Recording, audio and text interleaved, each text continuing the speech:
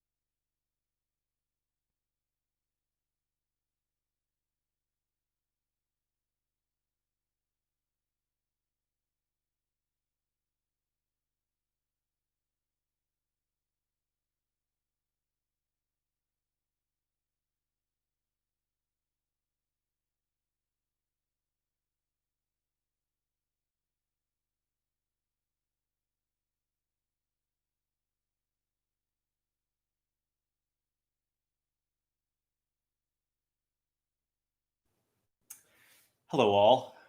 We will begin in just a few minutes, just about 3 or 4 minutes. Thank you so much for being here. Um, Great, and we'll begin the show just closer to 7:35. Thank you.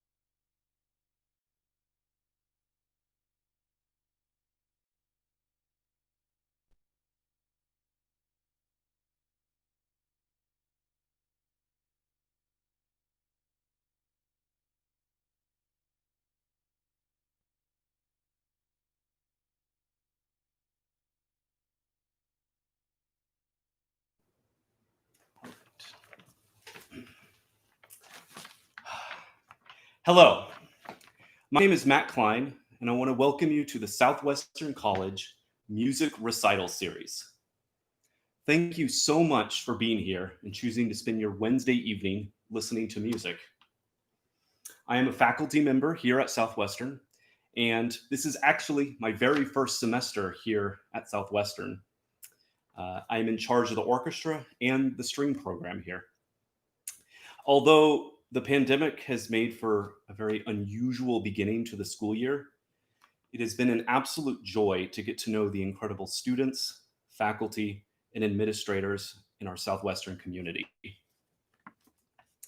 I would like to thank Sylvia Nogales and Anya Sundstrom for helping to set up this series. They have been doing wonderful work behind the scenes, and Anya will be in charge of the chat box through YouTube Live. The next concert series will be on October 14th. Will actually feature the musicians Anya Sundstrom and Kyle Rowan.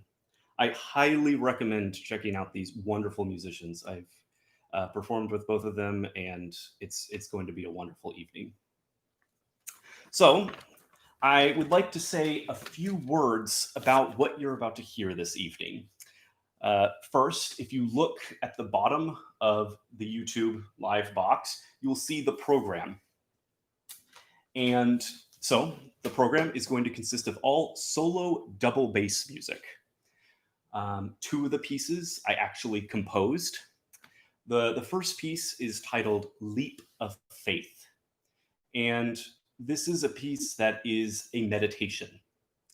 The piece, it begins very out of nothing, just quiet tones, and eventually this theme starts to appear. And then eventually it goes into this pulse that just keeps going and going and going throughout the entire piece. And it just keeps getting bigger. And for me, it's just a path that I am following. As if, through a meditation, you really try to follow the path and you don't try to dictate where it goes. And so eventually it just ends up exhausting itself and going to absolute nothing again. The other piece that I wrote is titled Fragments. These are these little vignettes. There's 6 of them. And again, like the title implies, these are just these tiny isolated moments that create a larger narrative. Then in between, I'm going to be playing pieces by the German composer Eva-Maria Houben. Eva-Maria is someone whose music I've been playing for a while now, and someone who has written me many pieces and I've collaborated with. And honestly, there is no music I enjoy more than playing her music. Her music truthfully has changed my life, and I'm very happy to be presenting it here to you this evening. And these pieces, I think of it as a kind of dialogue with the music, because her music really is an invitation for the musician and the audience to explore silence. And for me, silence is one of the most simple yet complex things in all of life. For her, all of music, vibration is always disappearing into silence. And when you can really experience silence, it's a beautiful thing. And music can outline silence. And it's through the tones we can actually go into the space where we can hear ourselves, we can hear the room, we can hear everything. But it's for her, it's an invitation towards it. So if you look at the program, you'll notice at the first piece, Leap of Faith, and the last piece is also Leap of Faith. And I did this intentionally because in her music, again, it's going to be very quiet, particularly her music. And it goes into this very strange and unusual space, but it changes me. And so I programmed it for 2 reasons. Repeating it twice because, one, when you're confronted with an experimental work, it's nice for the audience to hear it again, just to process it the second time. I like kind of bookended it just so you can get another chance to hear it. And 2, for me, when I play Eva Maria's music, I change as well. And so this is kind of an experiment for me, playing the piece, going through this journey, and then arriving back at this piece and seeing where I have come and how I hear the piece differently because of her music. Just one thing. At the very end, there will be a question and answer session. Anya is kind of controlling the chat box, but feel free to ask questions, and somehow she's going to get them to me, and I will ask them. But again, this is going to be quite new music for many of you, I'm guessing. It's here at Southwestern, I teach, the standard orchestral repertoire, which is great, but this music goes into a kind of another place. And Uh, the one thing I ask is that you listen with open ears. I ask that you be open to a new experience, and just if something confronts you that almost doesn't make sense, just go into it with, as the title says, a leap of faith. Just go with it. And I hope this is a moment for you to reflect. Um, Before I begin, I would actually like to read a passage that Eva-Maria Houben wrote in her book. This is a book titled Musical Practice as a Form of Life. To me, her music it goes beyond compositions. It's a practice. It is something you engage in. And for me, I played it once, I enjoyed it, and so I do it again, and then I do it again, and I do it again, and that is the practice. So I'd like to read this, and to me, it can help set the tone for what we're about to hear. This is from a chapter titled In the Arc of the Moment. Every moment is an isolated moment. Here, in this arc of a transient common doing, we are all free. Above all, the separation of the moments allow for the relationship of these moments to each other. Thus, the practice urges one towards repetition, but at the same time, it preserves the grief over the isolation of the musical moments. Every performance is also a farewell. In musical practice, we celebrate our powerlessness, not helplessness and not feeling faint. The powerlessness is not a state, but rather a becoming. It is a process, an action. It is about losing. We get rid of everything that we think we possess. Maybe musical practice could be described as a losing and a giving up for lost. Music really is operating well below its limits if it is to be a salvation, a substitution for religion, or a catastrophe, or if it is to reinforce and guarantee a career and success. Musical practice is a practice of powerlessness that encourages us to release power. Giving things up for lost becomes an action oriented towards the future. Thank you. I will be saying the title of each piece before I begin it, so you can follow along with the program. Thank you. I hope you enjoy this.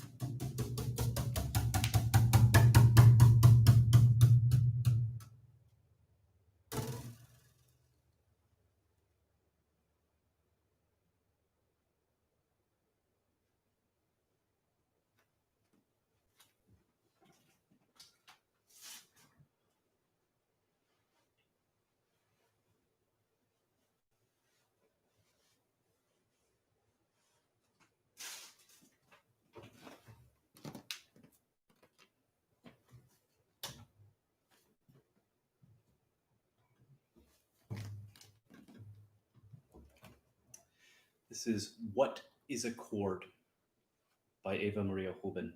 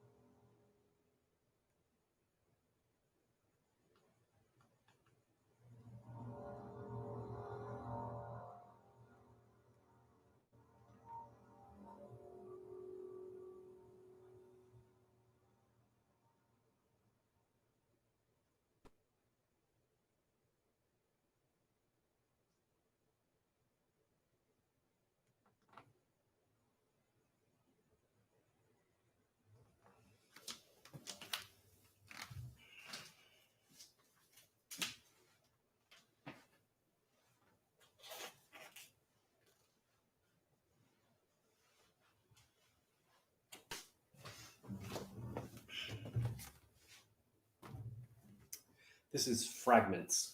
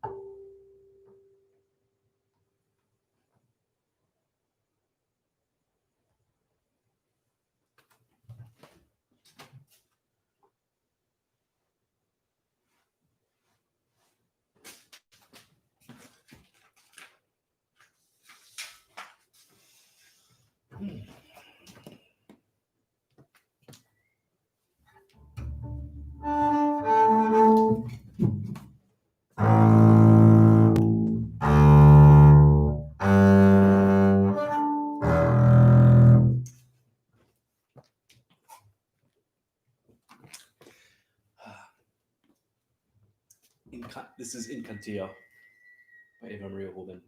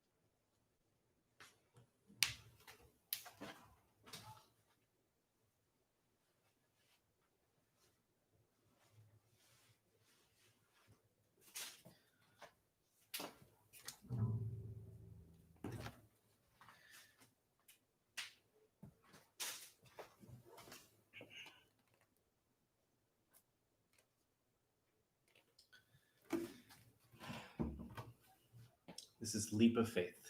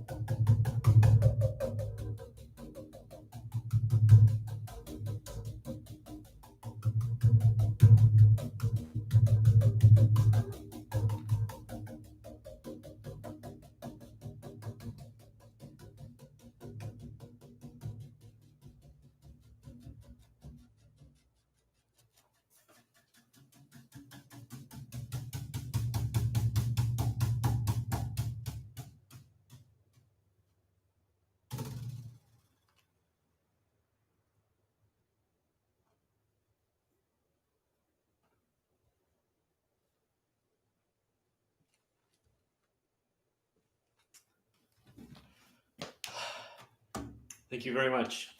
Thank you so much for listening. Thank you.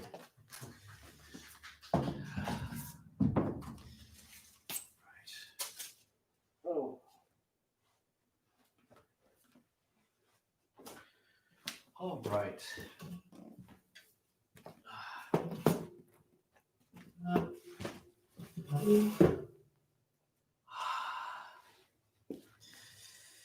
All right, fantastic.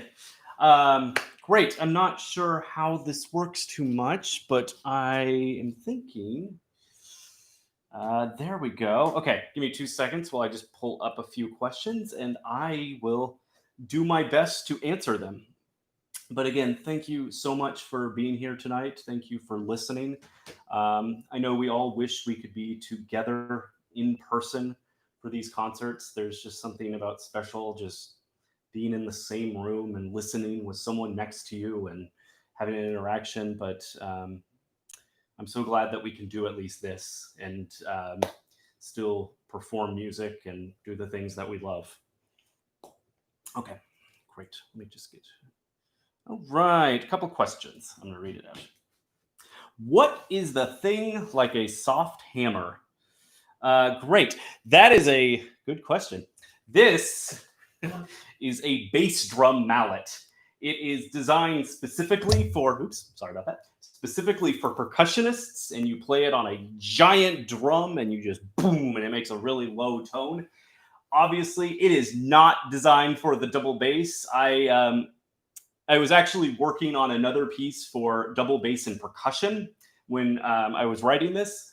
And I went into the percussion room and I was just, composers, we just like to mess around. We're like, well, what does this sound like? What does this sound like? Oh, what happens if I take this and I do it with this? And you just see what happens. And I remember I took the bass drum mallet and I just started playing with it on the bass. And I really liked this tone that started to emerge, kind of like a gong, this wow. And I went through it. There's all different types of one. This is a TG4. There's at least like 8 different versions, and I found this one was the one. So yes, but this is a bass drum mallet. It looks like it's really soft, but actually has a very hard core, and it just has this soft outer layer, so it still has a depth to it. Yeah, I hope that answers it. But yeah, bass drum mallet. But you don't find that in much double bass repertoire. Beethoven was not writing for bass and bass drum mallet.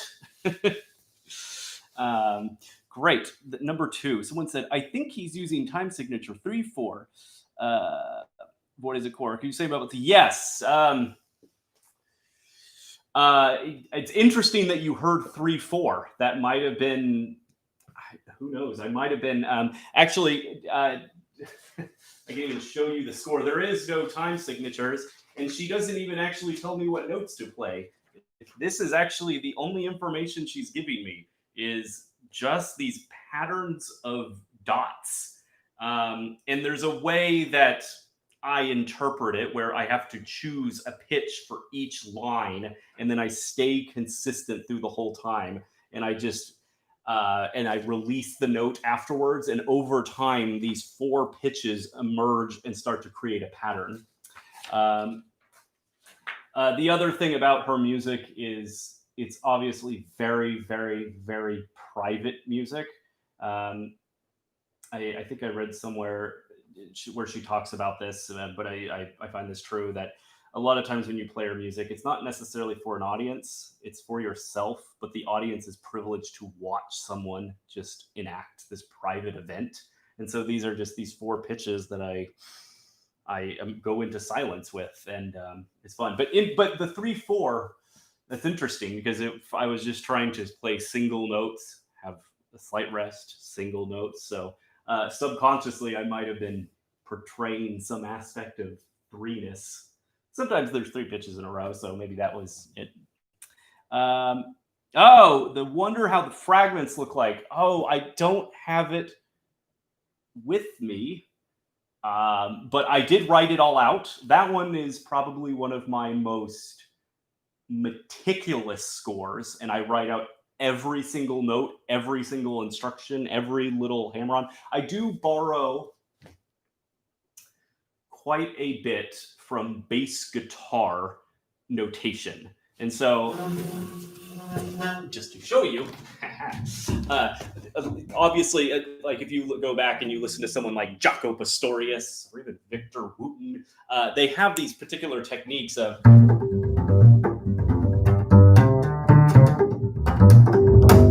And this hammer-on pull-offs in it. It's very much like funk bass guitar lines.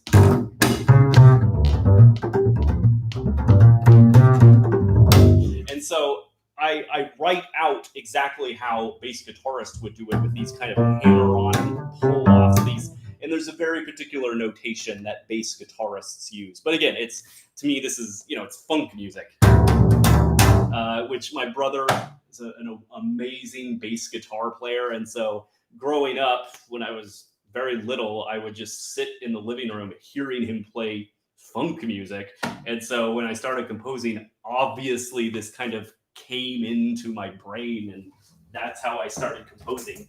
But I apologize, I don't have the score with me. It's just kind of, I have it memorized at this point. Same thing with the Leap of Faith. I've notated it all, but yeah. Great. I don't see any other questions, but I hope that answered. Yeah. Any other questions?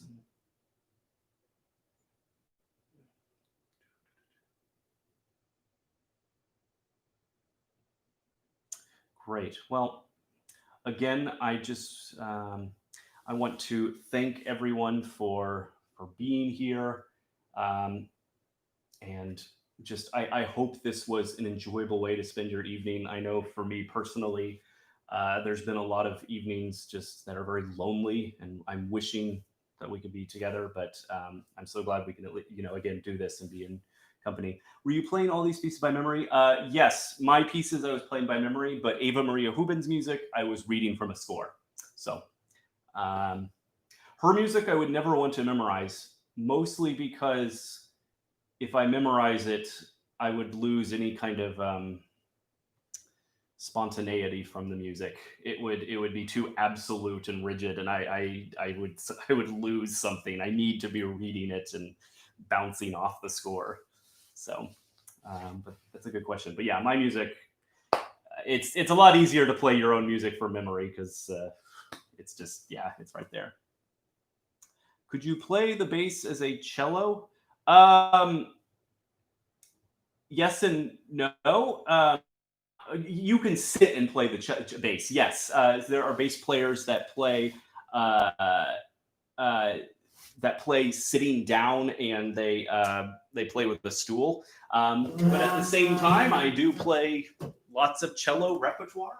Cello repertoire is, the bass has a weird history, so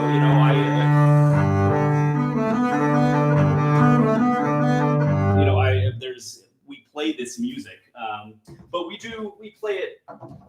It is a slightly different instrument, and it's hard to play that music on the bass. Yeah, the Bach is great. We should all have a little Bach in our life. Great. Okay. No, there's more. So,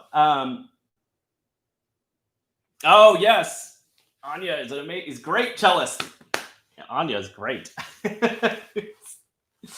Yes.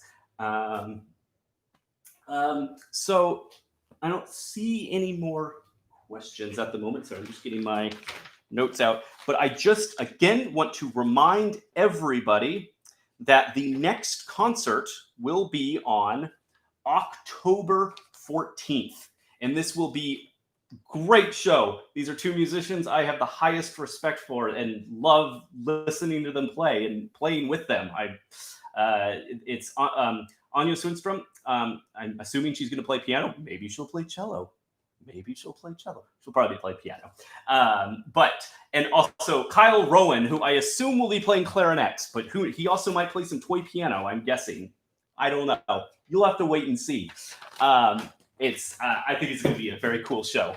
And then later, I know in November, there's going to be the music of Harry Partch, which I also highly recommend. That is some fabulous music. Fabulous. Oh, thank you so much, Carrie, and just thank you everybody for coming. It's really wonderful. Yeah. All right. Well, thank you all so much. Again, if you have any other questions, please feel free to reach out to me. My email is somewhere online through Southwestern. Probably find it under Matthew Kline or Matt Kline, one of the two. But yeah, I would love to hear from you.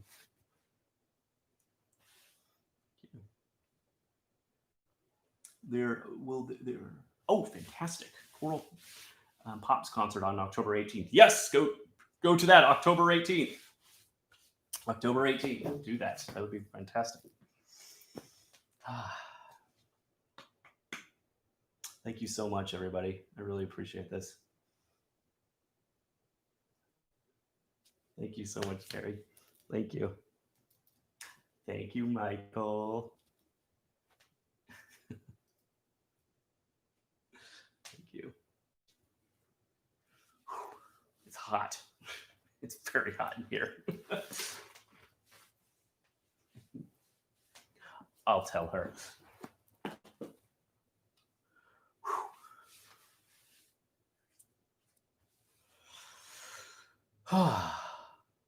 All right. Well, I will be logging off. But again, thank you all so much. And I hope you have a fantastic week and enjoy hopefully getting towards the cool weather. All right. Have a good night, everybody.